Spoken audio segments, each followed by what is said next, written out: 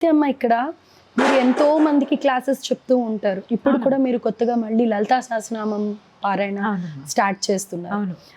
అది ఏ విధంగా ఎవరు అర్హులు అని అంటారు? ఇది ఎవరైనా రిజిస్టర్ చేసుకోవచ్చమ్మా. మీకు నేర్చుకోవాలి అనుకుంటే మన స్క్రీన్ మీద ఒక నెంబర్ ఇస్తాను, లలితా సహస్రనామము సౌందర్యలహరి.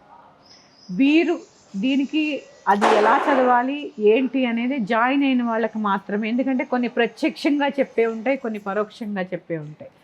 అది ఖచ్చితంగా క్లాసెస్ జాయిన్ అయిన వాళ్ళకి నేను చెప్తాను. రేపు ఫిబ్రవరి నెలాఖరికి కొత్త బ్యాచ్ స్టార్ట్ అవుతుంది.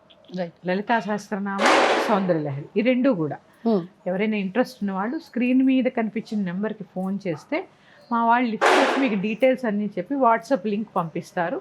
దీనికి నామినల్గా చిన్న ఫీజు కూడా ఉంటుంది. ఏది కూడా విద్య గురుదక్షిణ లేని పని నేర్చుకోకూడదు.